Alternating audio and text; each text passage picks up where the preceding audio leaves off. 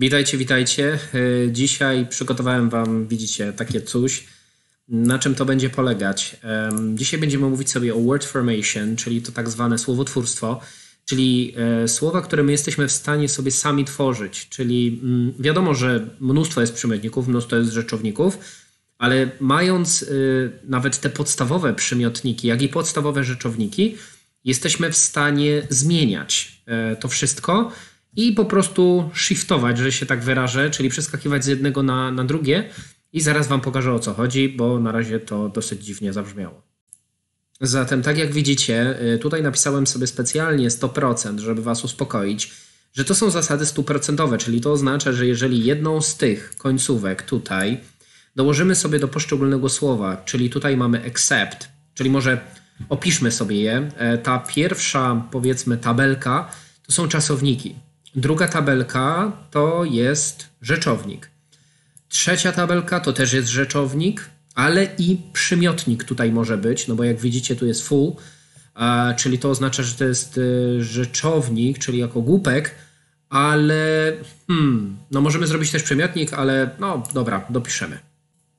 Jak powiedział, tak zrobił. Dopisałem sobie tutaj soft i nice, bo również tutaj występują przymiotniki, jak i rzeczowniki. Kolejna tabelka mówi o tym, że tu mamy przymiotniki, czyli jak już widzicie mamy dark, lazy. I ostatnia kolumna, tabelka mówi o tym, że tutaj mamy czasowniki, jak doskonale widać. No a tutaj mamy te końcówki, zaraz będziemy bawić się tymi końcówkami, czyli będziemy dołączać do każdego. Zaczynajmy. Więc pierwsza reguła jest taka, że jeżeli mamy czasowniki na swej drodze, to jest zasada 100%, więc za każdym razem jak dodamy sobie tę końcówkę, a tę końcówkę mam na myśli able. Jeżeli dodamy końcówkę able, to powstanie nam co? Przymiotnik. Czyli jeżeli mamy except i dodamy able, oczywiście one będą się tutaj zmieniać, jeśli chodzi o samą pisownię. Natomiast jeśli chodzi o kwestię wymowy, to one zawsze będą dobre. Czyli jeżeli mamy accept, mówimy acceptable. Jeżeli mamy reason, reasonable. Drive, drivable. Understand, understandable i tak dalej. Tu jak widzę już dodałem jakoś. Więc po prostu dokładamy able i z przymiotnika robi nam, przepraszam, co ja gadam, z czasownika robi nam się przymiotnik. Czyli acceptable oznacza możliwy do zaakceptowania. Możliwy do zaakceptowania. Tak najlepiej sobie to przetłumaczyć, czyli na przykład reason, no tutaj Wam coś ciekawego pokażę. Tak, no warto o tym wspomnieć. Tutaj to jest taki skrawek, który ja wyciąłem z brytyjskiej książki. Gdybyś ktoś pytał, co to za książka, jest to FCE Virginia Evans, czyli chyba moja ulubiona najbardziej książka, z której korzystałem, uczyłem się języka angielskiego. Fajna książka, natomiast jeżeli ktoś nie ma B1, B2, no to lepiej się za to nie zabierać. No jeżeli ktoś ma C1, C2, ona jest bardzo fajna do tego, żeby można było sobie to powtórzyć. Natomiast jeżeli ktoś chce rzeczywiście jakby męczyć się z tą książką, będąc na B1, B2, no to można. Więc jakby już widzicie, jaki jest system nauki. To znaczy, jeżeli jesteśmy na poziomie C1, C2, powinniśmy brać na przykład książki z B1, B2. Jeżeli jesteśmy na B1, B2, powinniśmy brać książki z A1, A2. Jeżeli ktoś nie chce się męczyć, bo jeżeli chcemy się męczyć i rzeczywiście chcemy traktować ten angielski naprawdę bardzo tak pieczołowicie i w ogóle cisnąć jak się da, no to wtedy B1, B1, B2, B2. Trzymamy się tego poziomu, który mamy, to znaczy książka, trzymamy się tego poziomu, który książka ma. Wracając, czyli książka nazywa się FCE Virginia Evans, jakby ktoś chciał i tyle. I teraz tak, tutaj jest napisane w ten sposób, że adjectives formed from nouns, czyli przymiotniki, które są utworzone jakby z rzeczowników. No okej, czyli mamy przymiotnik, no ale tu ktoś napisał reason, no i ja się z tym nie zgodzę. A ponieważ reason to jest rzeczownik, czyli tak jak ktoś tutaj napisał, ale reasonable to jest przymiotnik. No ale reason to też czasownik. Nie wiem, czy to pomyłka, czy nie, nieważne. Tak czy inaczej, ja bym bardziej potraktował to jako reason, czyli wtedy, jeżeli dodamy reason do reasonable, to powstaje nam rozsądny. Czasownik reason oznacza uzasadniać, czyli na przykład reason your opinion, czyli oznacza uzasadnij swoją opinię. Jeżeli ustawimy tam able, to powstanie nam reasonable, czyli oznacza, że to jest rozsądny, czyli jakby to uzasadnienie jest na tyle stosowne, że po prostu jest to rozsądne. Czyli na przykład rozsądna decyzja, czy coś takiego. Czyli na przykład albo oferta na przykład that was an reasonable offer. Czyli po prostu, że to była jakaś taka rozsądna oferta, czyli taka, którą jesteśmy w stanie jakby kosztowo powiedzmy uzasadnić, że ona jest ok, w porządku, mamy z tego benefity i tak dalej. Ok, jak mamy to gotowe, no to wracamy do następnego, czyli dokładamy po prostu do czasownika able i mamy możliwe do zaakceptowania, możliwe do uzasadnienia, czyli jakby rozsądny też może być. No ja to tak zawsze sobie tłumaczyłem, jak ktoś nie chce reasonable, to będzie rozsądny, ale wtedy nam zasada nie gra, ponieważ mamy rzeczownik, a my nie chcemy rzeczownika, do rzeczownika dokładać able, więc jakby no, to jest jakby moja teoria na ten temat.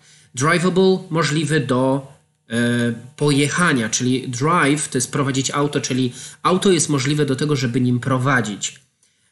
No na przykład jeżeli jest pełno śniegu na ulicach, no wiadomo o co chodzi. Jeżeli mamy understand, no to zrobimy sobie able i mamy understandable, czyli na przykład yeah, this is understandable to me, czyli na przykład, że jest to zrozumiałe dla mnie. To jest pierwsza reguła. Druga reguła polega na tym, że mamy rzeczowniki. Czyli tutaj mieliśmy czasowniki, tym razem mamy rzeczowniki. Jeżeli do rzeczownika dodamy sobie kolejną końcówkę, czyli to będzie less, na przykład tak jak tutaj, to wtedy będzie harmless. Będzie to oznaczało, również tworzymy tutaj przymiotnik, czyli tak jak w poprzednim przykładzie, czyli harmless będzie oznaczało nieszkodliwy, no bo harm to jest szkoda. Jeżeli, czyli wyrządzić komuś szkodę, oczywiście to jest rzeczownik. Jeżeli, a czasownik również, na przykład it harms me, czyli oznacza, że to mi szkodzi. Czyli może napiszmy sobie it harms me. No albo na przykład this is harmless, czyli to nie jest szkodliwe. Na razie nie chcę dalej wyciągać tego, bo chcę tylko powiedzieć o zasadach 100%, więc na razie tyle. No i teraz jeżeli dołożymy sobie less do pozostałych jakby rzeczowników, powstanie nam przymiotnik, czyli power. Powerless oznacza bez siły, bez mocy, ale to jest przymiotnik. Idea, idealess, czyli po prostu bez pomysłu. Jeżeli chcemy zrobić na przykład that was, powiedzmy idealess, oznacza, że to było beznadziejne generalnie i to było bez pomysłu, jakby nie miało to w sobie pomysłu, była kicha. Jeżeli byśmy na przykład powiedzieli reasonless, no to oznacza wtedy, że to było bez powodu, czyli na przykład jakieś reasonless reaction, czyli reakcja, która właściwie była nieuzasadniona, czyli po prostu była reasonless. I to też less będziemy dokładać do rzeczownika i mamy kolejną regułę 100%. Następna reguła to jest ish, tak zwane. Tutaj mamy właściwie jakby dwie rzeczy, bo możemy dokładać, właściwie trzy, możemy dokładać ish do rzeczownika zawsze, czyli na przykład jeżeli mamy full, jeżeli to jest głupek, no to mówimy it's foolish, czyli też tworzymy przymiotnik, czyli zwróćcie uwagę, że ta pierwsza, powiedzmy, pierwsza linia, czyli tam gdzie jest except, harm i full, tutaj będziemy mieli do czynienia z przymiotnikami, czyli jeżeli powiemy it's foolish, to oznacza, że to było głupie po prostu. Jeżeli powiemy he is boyish, to oznacza, że wygląda jak chłopiec, a nie jak mężczyzna. No, zdarza się. Girl, girlish, ok, to będzie to samo, czyli jest taka girlish, taka dziewczęca. Oczywiście to nie tylko to może oznaczać, bo to może być, jakby wydźwięk może mieć negatywny, może mieć pozytywny, to wszystko zależy od sytuacji. Więc jakby nie nastawiamy się na żadne jakieś negatywne myślenie. Dodatkowo możemy potraktować to również przymiotnikiem, czyli jeżeli mamy nice i na przykład that was kinda nice-ish, to oznacza, że po prostu to było takie no nawet fajne, ok? Czyli to jest takie nie do końca, takie nice-ish, takie jakby. I tak samo, czyli możemy dokładać to do przymiotników, do rzeczowników, jak i do godzin, dlatego ponieważ wstawiłem sobie tutaj 7. I jeżeli powiemy na przykład spotkajmy się o 7, no to powiemy let's meet at 7ish. czyli na przykład wtedy użyjemy w ten sposób, czyli powiemy let's meet at 7ish. Oczywiście 7, wiadomo, można sobie tutaj wkleić.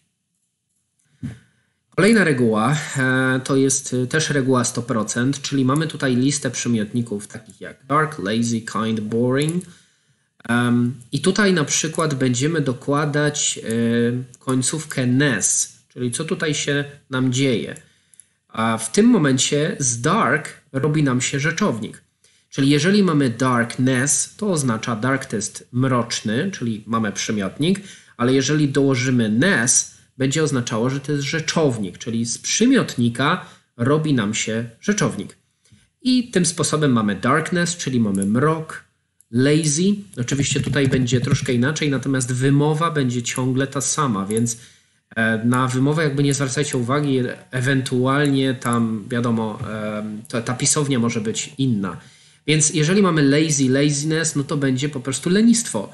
Czyli lazy to jest leniwy, laziness, lenistwo, ponieważ mamy tutaj y, ono zamieni nam się na i. Jeżeli mamy kind, to jest miły. Jeżeli my chcemy zrobić z miłego rzeczownik, to będzie kindness, czyli po prostu uprzejmość. No i tak samo i tutaj właśnie też warto o tym powiedzieć, bo generalnie może uczyliście się czegoś takiego słowa jak boredom, czyli boredom oznacza nuda generalnie, ale z tym sposobem, że mamy właśnie te zasady, możemy sobie sami stworzyć to słowo i nazwać to po prostu boringness.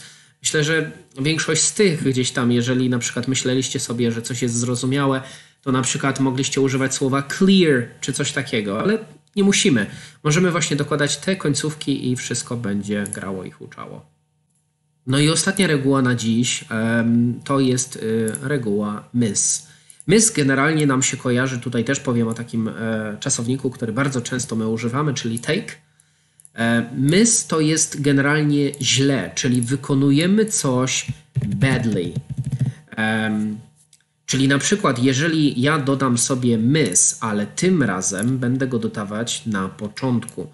Czyli jeżeli ja powiem misunderstand, czyli na przykład powiedzmy I misunderstood, to oznacza po prostu, że źle zrozumiałem to. I misunderstood it. Albo I misunderstood you. Czyli to oznacza, że wykonaliśmy coś źle. Na opak. Czyli na przykład jeżeli mamy take, no i teraz tu mamy taki czasownik jak take, czyli bardzo często spotykam się z czymś takim, jak oni mówią I take it positive, czyli oznacza, że ja odbieram to pozytywnie. Natomiast jeżeli ja powiem I mistook it, to oznacza, że ja to źle odebrałem. Tak samo mamy taki zwrot, że na przykład mówimy I mistook this person for somebody else. Czyli to oznacza, że po prostu jakby gdzieś tam kogoś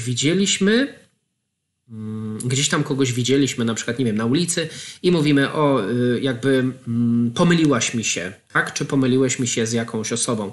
Czyli I mistook this person for somebody else. Czyli po prostu nie każcie mi tego tłumaczyć po polsku, bo na razie nie potrafię. No i teraz, jeżeli mamy misunderstand, mistake, czyli właśnie to słowo mistake będzie źle odbierać coś, miscalculate, czyli po prostu źle obliczyć. No i behave, mamy coś takiego jak behave, czyli to jest czasownik, który mówi o tym, że zachowywać się. No więc jeżeli mamy misbehave, to mamy źle zachowywać się, czyli na przykład myślę, że nawet jest coś takiego jak misbehavior i misbehavior oznacza złe zachowanie. Zrobię to w innym kolorze, bo tu już po prostu za dużo tego jest. Czyli mamy misbehavior i to oznacza złe zachowanie, czyli na przykład nie wiem, he is misbehaving, czyli on po prostu się źle zachowuje. I to jest wszystko. To są zasady 100%, które możemy zawsze dokładać jakby do słów i mamy 100% pewności, że zawsze będzie dobrze. Jeśli chodzi o to miss, no słuchajcie, jeżeli macie czasownik na przykład, nie wiem, tak strzelam, siedzieć, stać czy coś takiego, no to jeżeli ktoś źle stoi, no to naprawdę powiemy misstanding albo nawet misstanding. Czy to ma sens? No okej. Jeżeli na przykład missitting czy coś takiego źle siedzi, no ja bym powiedział po prostu he's sitting wrongly albo badly czy coś takiego. No nie do każdego czasownika jesteśmy w stanie dołożyć takie miss, bo czasami po prostu nie będzie to miało sensu. Więc Warto tylko tutaj zaznaczyć to, natomiast wszystkie pozostałe to są zasady 100%, ale ten mys na pewno będzie szedł na początek. To jest wszystko. Jeżeli mielibyście jakieś pytania, nie wiem, jakieś wątpliwości, z czym byście się nie zgadzali, to zapraszam do sekcji komentarzy. Postaram się zawsze jestem otwarty na dyskusję, więc na pewno na to odpowiem. A tymczasem bardzo dziękuję za wszystko, za oglądanie, za subskrypcję i trzymajcie się. Do zobaczenia następnym razem. Hej!